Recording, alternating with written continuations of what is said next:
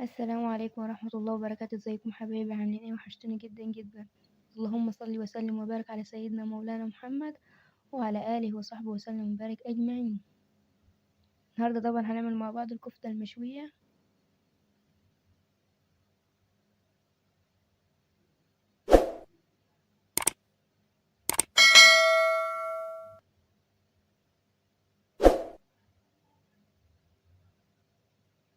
طبعا هنعمل مع بعض النهاردة الكفتة المشوية، وإن شاء الله هنخليها زي بتاعت المحلات وأحسن كمان.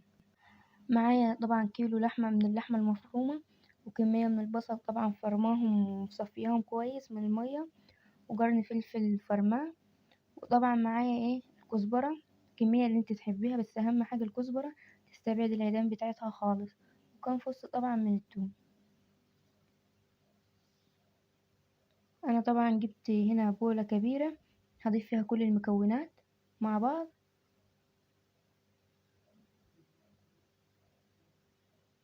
انا هنا عندي المبشرة الصغيرة دي، بصراحة عملية وكويسة جدا جدا خالص. بتحطي فيها الفصين زي كده وتفضلي تبشري كده، بتطلع لك الحاجة ناعمة خالص. هفضل طبعا احط فصين فصين كده عندهم. ادي كنت شايفين ازاي نعمتهم وما خدش معايا اي وقت.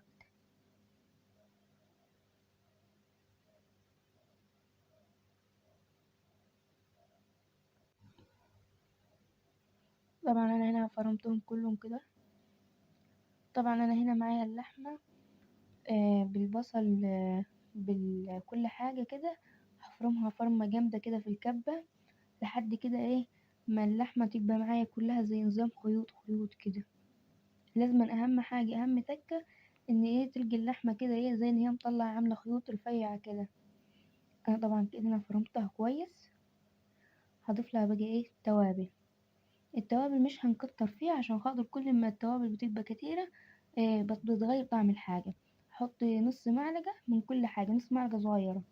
هحط فلفل اسود وبهارات اللحمة، وهحط بصل بودر وتوم بودر، وربع معلقة من القرفة وربع معلقة من الجنزبيل. وطبعا هضيف شطة وهضيف بابريكا. وطبعا الملح هضيف معلقتين من الملح، بس معلقة صغيرة، وربع معلقة من السكر. بس انت اي توابل يعني عندك هتضيفيها عادي. وطبعا ضفت ربع معلقة برضو من من السبع بهارات. وهنا معايا معلقتين حلوين كده من البيكنج باودر، وطبعا دي اساسي. وبرضو هخلطهم كلهم ضرب بعضيهم لحد ما يبقى يعني كده معايا بالشكل اللي هو يعني متماسكة خالص كده معايا. وطبعا هضيف الكزبرة عليهم.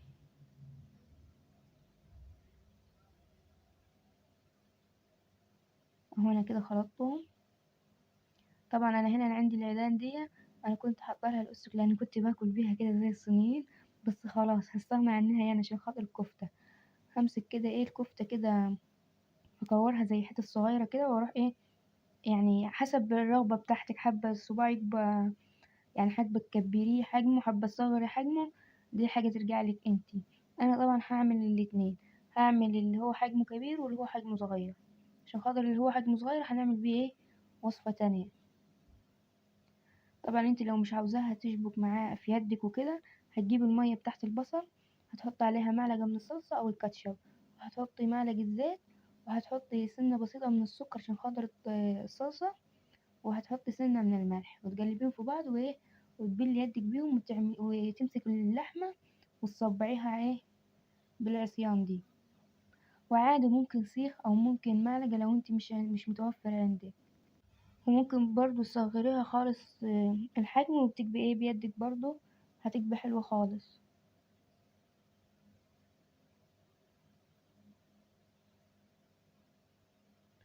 هي ما شاء الله طلعت لي كمية كبيرة. بس طبعا الكفتة طبعا بتكش. لازما اي لحمة لازما تكش. انا كشت معايا، يعني انتوا هتشوفوا ان هو معبية الطبق، لكن لا دي كشت خالص معايا بعد كده. احسن حاجة ان انت تكبري الحجم بتاع الكفتة عشان لما تكش هتكش حاجة بسيطة. او حتى لو كش جامد بس هيبقى برضو هتحس ان صباع الكفتة كده ايه كبير كده وكده ايه ماسك يعني نفسه كده ايه. هتحسي ان هو الحجم بتاعه برضو يعني حاجة بسيطة كده اللي نقصت منه. وطبعا البيكنج باودر هيخليها كلها متفرغة من جوه يعني هي هيخليها زي تحت الحاتي بالظبط. طبعا انضف حاجة ان الواحد يعمل الحاجة دي في البيت احسن من يشتريها من بره. طبعا انا مش بحب افصل الكاميرا عشان خاطر بحب اعمل كل حاجة معاكم. انا كده هعمل اللي هو الحجم الصغير عشان خاطر هعمله ايه بالتسبيكة بتاعت الطماطم.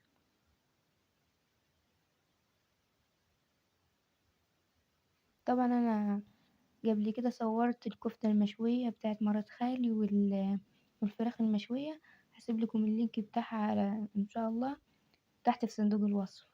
كانت على البحر كانت حاجة تحفة كده بصراحة.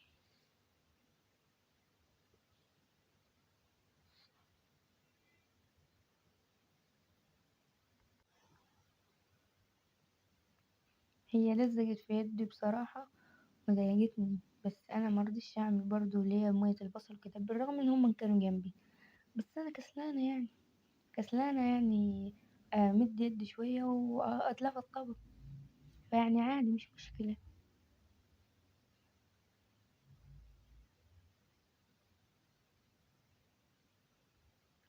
طبعا في اللي هي التتبيلة تحت الكفتة اللي هي بتاجي من السوبر ماركت.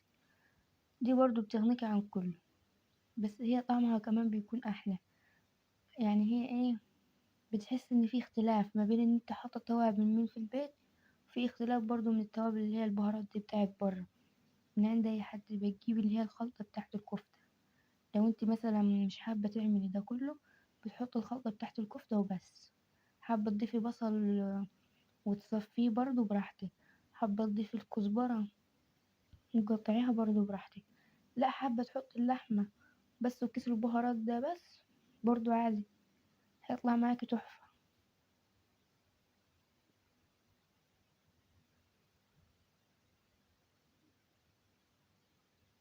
ياريت اللي وصل معايا لحد هنا في الفيديو مينساش يعمل اللايك.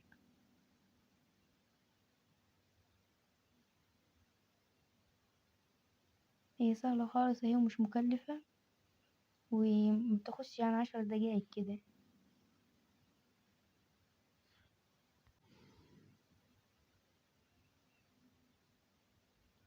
وبالنسبة كمان في ناس معينة كده بتحب دايما تدخل في الفيديو تحط لي كومنت سلبي.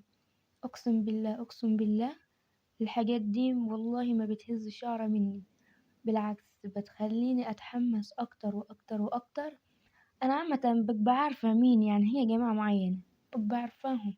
بس قسما بالله لما الاقي كومنت سلبي ب...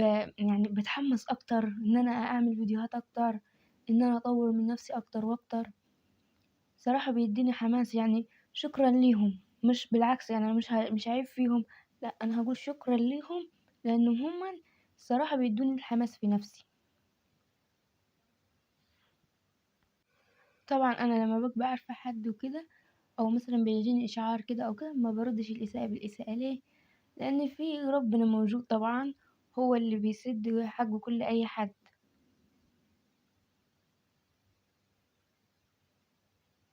بالنسبة للناس برضو اللي هي مشتركة في القناة او في ناس برضو ما يعني تيجي تشترك في القناة بتفضل تقول لي ازاي افعل الجرس. انت هتدخل القناة هتلقي كلمة اشتراك عندي مش يعني اشتركت دوست على كلمة الاشتراك اللي هي بالاحمر. هتلاقي جرس صغير كده ظهر لك بتدوسي عليه هتلقي كلمة مخصص او الكل او عدم تلقي اي اشعارات. هتدوسي على كلمة الكل عشان خاطر انا اول ما انزل اي حاجة على طول يوصلك الاشعار بيها. طبعا طول ما احنا قاعدين بنعمل الحاجة نصلي على النبي كتير ونسبح كتير. اقسم بالله الحاجة هتطلع حلوة.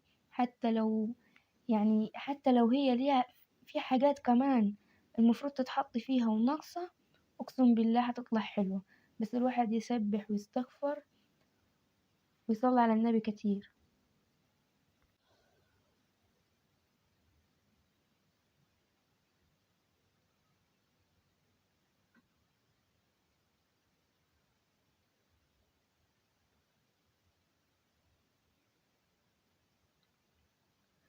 طبعا الكفتة أنواع، وكل واحد برضو ليه طريقة في الكفتة معينة.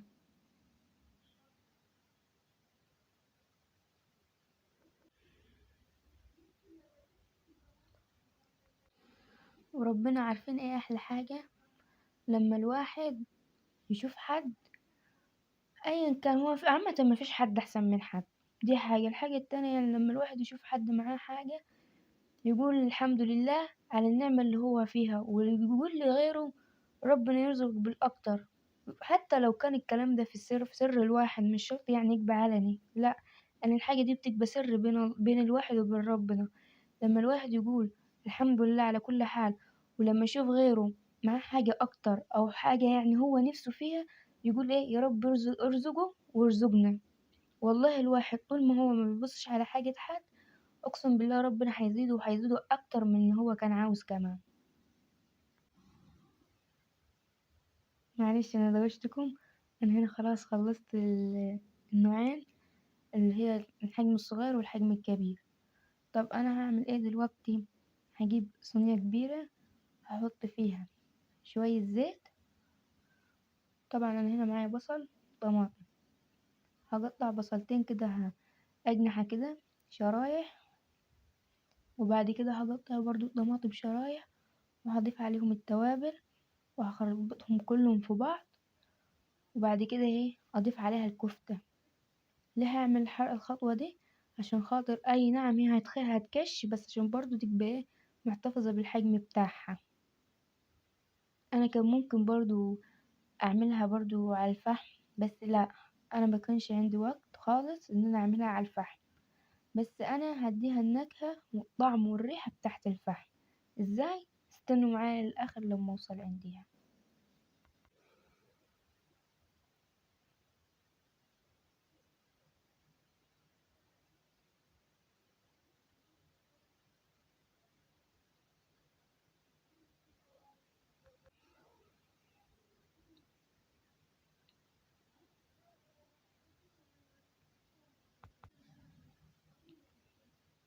طبعا انا هفضل اقطع فيهم كده. وطبعا مش هتاخد مني كمية. صح، انا نسيت اقول لكم ان هجيب بطاطساية كبيرة برضو، وهقطعها شرايح. طبعا بتتاكل بعدين، بعد ما بتشيل الكفتة. بصراحة طعمها بيكون روعة.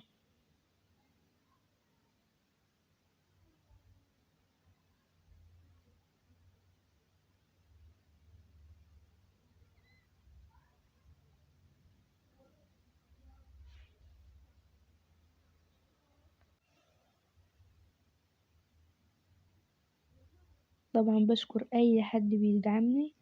الحمد لله، الحمد لله. في ناس كتيرة بتدعمني وناس كتيرة بتقول لي كلام حلو. بشكرهم جدا جدا جدا من قلبي. طبعا انا لو كنت وصلت لاي حاجة فده فضل ربنا عليا، طبعا حضراتكم.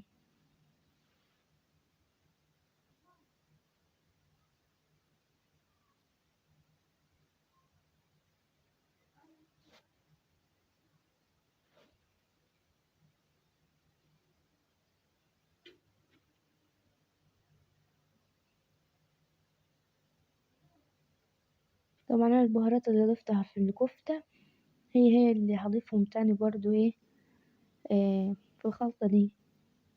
ممكن في حاجات معينة بس هي اللي هستبعدها، لكن الباقي هحطه عادي، اللي هو الفلفل والبابريكا وشطة وملح وسكر.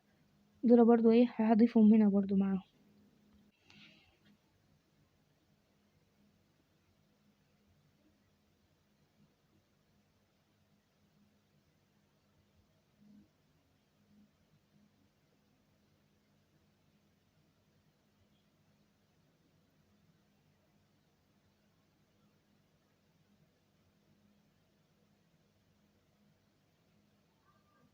طبعا انا حسيت ان الزيت هنا قليل شوية، فرحت ايه ضفت شوية تاني عليهم.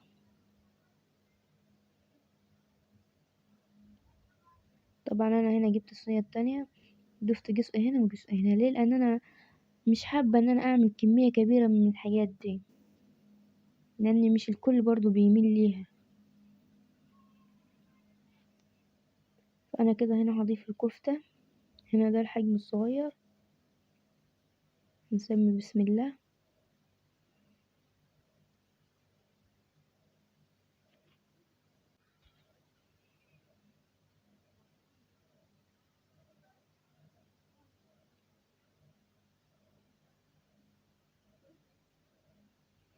طبعا هي دلوقتي مالية الصينية، بعدين مش عارفة هتكون راحت فين يعني.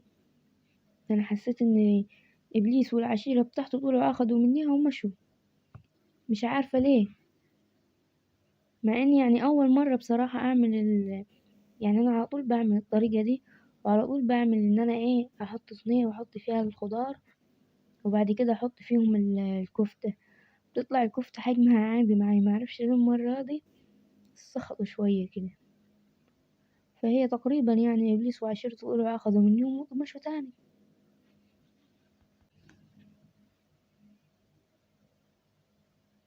بإذن الله ربنا يمنع الموانع، هعمل فيديو كمان شوي، وبإذن الله هيكون على الفحم. ولو في أي أفكار في دماغكم اكتبوها لي تحت في الكومنتات وأنا هعملها أيا كانت ايه الأفكار، حتى لو تحديات برضو أو تجارب برضو عادي. أنا هنا طبعا قلت لازم أعمل معاهم شوية رز.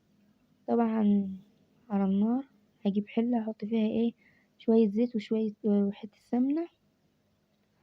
طبعا أنا كان نفسي إن أنا أعمل الرز بالشعرية لأن هو ده اللي أنا بحبه، بس يعني أنا بعدت على شعرية، فاللي بعدته اتأخر، فروحت عملت نص كده ونص كده. بس يعني الشعرية هتجيني في الآخر، وبرضه مش هحرم نفسي، هحمر لي شوية وهضيفهم برضه على الرز، ما يقولش لأ يعني.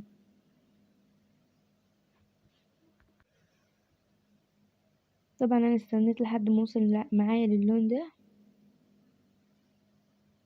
هضيف بقى عليهم نص كمية الرز.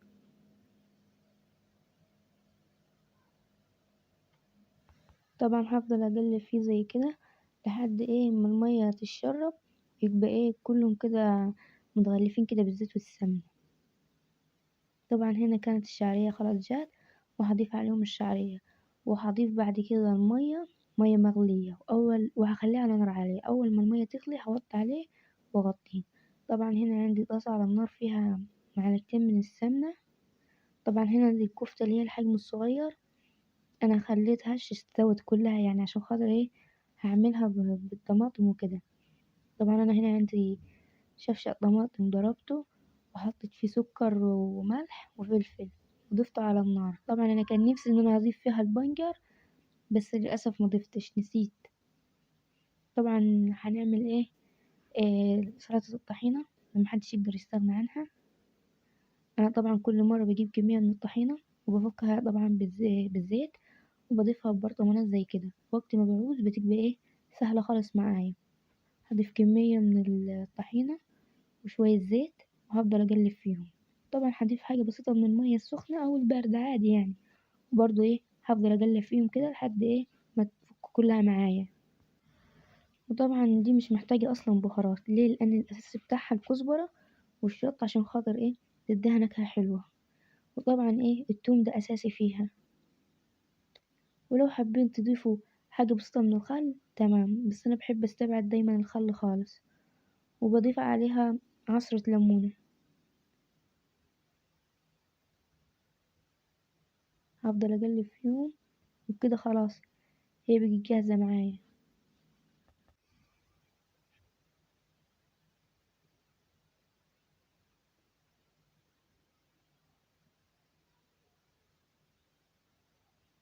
احلى حاجة لما الواحد يبقى مجهز كده كل حاجة جنبه. طبعا هنا خلاص كانت الطماطم اتسبكت، فضفت عليها كده الطماطم برضو في الصينية على الكفتة، وضفتهم حطيتهم في الفرن. دي طبعا الكفتة اللي هي كانت مالية الصينية لو تفتكروا يعني، كشت، بس استوت هي خلاص. انا ضفتها طبعا على نار هادية لحد ما استوت، وبعدين ضفتها على الشواية اخدت لون. هنا طبعا ده طبق صغير، على طول بستخدم في الفحم لدرجة ان هو خلاص اتكسر، بس مش مشكلة برضو عادي. طبعا انا معايا فحمة حلوة كده، سخناها على النار، هضيفها هنا في الطبق، وهضيف عليها شوية زيت أو سمنة أو أي حاجة دهنية عشان خاطر تطلع معايا دخان. فالدخان ده يعني هيدينا الريحة تكنها الشوت على الفحم بالظبط. طبعا أنا أول ما أحطها زي كده هتطلع دخان، هغطيها على طول بأي فوطة مطبخ تكون نظيفة، هغطيها. طبعا دي الصينية اللي هي بالطماطم اللي احنا عملناها مع بعض، برضو هعمل فيها نفس النظام. طبعا ده الشكل النهائي، اللي هي الكفتة المشوية، اللي هي لو تفتكروا الصوابع الطويلة دي اللي احنا عملناها، بس كشت يعني والحمد لله. وطبعا البطاطس والرز، وكان في شوية فاصوليا متبقيين برضو انا حطيتهم، محبش ارمي حاجة عشان حرام. وسلطة الطحينة، وكان في شوية منابير برضو عندي متبقيين، طلعتهم وحمرتهم وحطيتهم جنب الأكل، بالهنا والشفا للي ياكل. ويا رب الفيديو يكون عجبكم، متنسوش التعليقات والاشتراك، وتعملوا لي لايك. يا رب الفيديو يكون عجبكم، ومع السلامة.